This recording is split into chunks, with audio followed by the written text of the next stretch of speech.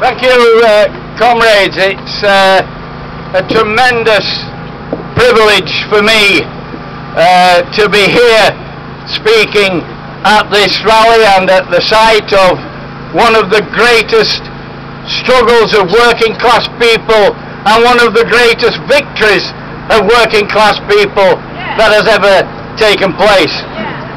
It's also an enormous privilege for me to be speaking on the same platform as someone who I believe was the greatest trade union leader that this country has ever seen, Arthur Scargill. We're here today to thank the people, the working people of Birmingham who turned out and marched on those gates,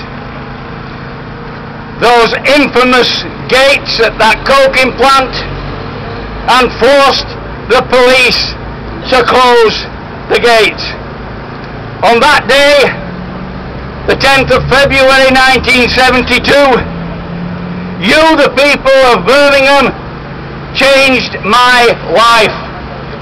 And not only that, you changed the lives of many miners and their families. Throughout the 1960s, we were being told constantly that if we tried to improve our wages and our terms and conditions, they would close our pits. Not only were we threatened by the NCB, but in fact our trade union leaders in the 60s were also telling us that we had to accept wage reductions in real terms, or otherwise our pits would close.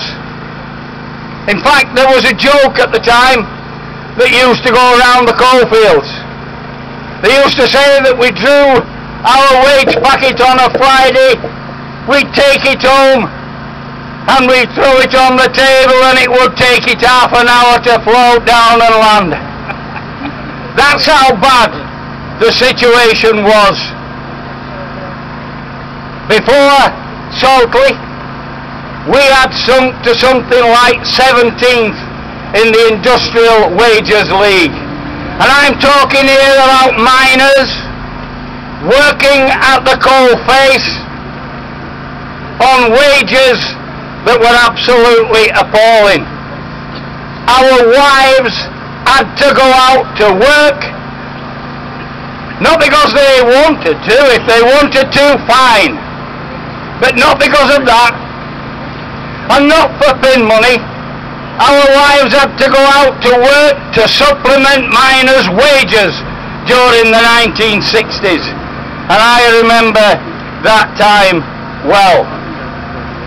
Following Saltley, we marched back, and we marched back at the top of the Industrial Wages League. But in 1974, there was another miners' strike, and we won that as well, and that was in no small part due to what happened at Saltley Gate. Saltley will go down in the annals of working class struggle as one of the greatest victories of all time, if not the greatest victory of all time. And the working class people of Birmingham wrote a proud chapter for themselves in the history of working class struggle on that day when they chanted, "Close the gates, close the gates. Let's be honest to them, close the gates, close the gates, close the gates."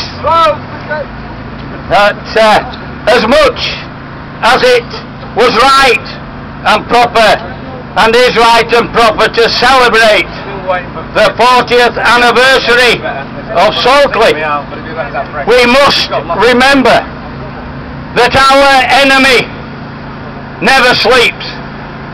Today we are faced with the greatest class robbery taking place for over 200 years.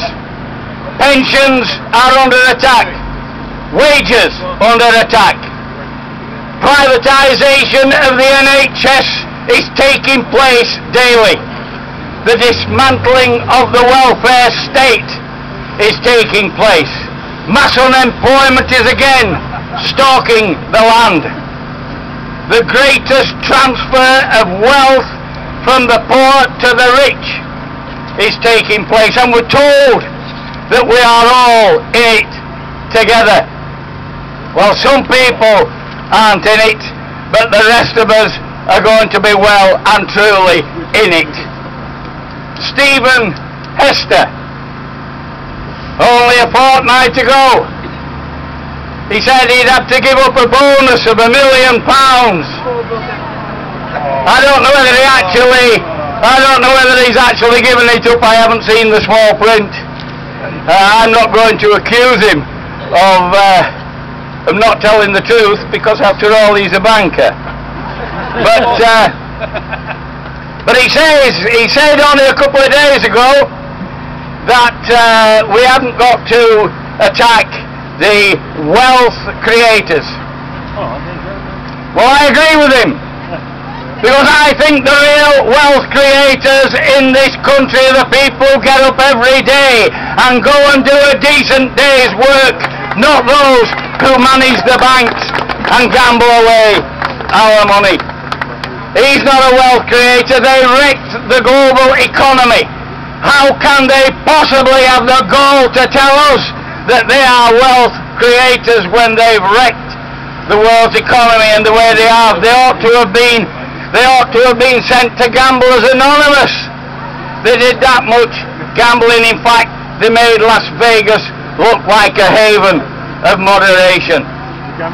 Working people are not the perpetrators of this economic crisis. They are the victims of it. The government said they couldn't interfere with the contract of Stephen Hester because he had a contract. They said that about Fred Goodwin when he walked away with $5 million, that they couldn't interfere with his contract. So my question is, why are they hell-bent on interfering with the contracts of public sector workers by interfering and trying to reduce their pensions? Because that is a contract. When people join a pension scheme, it's a contract. They pay into it and expect that when they retire, they will get the entitlements to which they are due. We must support our class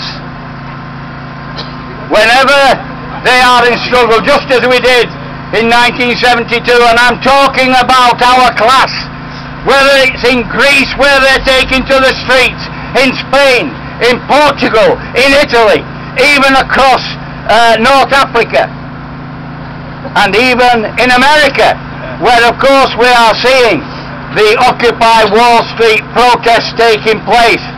And of course here in Britain, when people fight back, we have a duty to support them. And I would say this: when people from deprived communities such as Haringey take to the streets because they have no jobs, because they live in social deprivation, because they have no prospects, they have no opportunities, we don't condemn them, we support them when they fight back.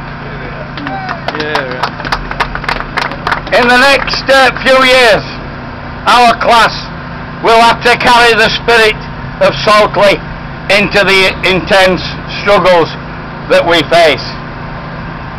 We must never allow the government to create false divisions amongst us. When they try to create divisions between public sector workers and private sector workers, we should reject that kind of division, just as we do when they try to divide us in other ways, men against women, black against white. There's only one enemy, and that's the same enemy that we had in 1972 here at Saltley. Together, united, we can defeat them again. Proud to be here, and thank you very much.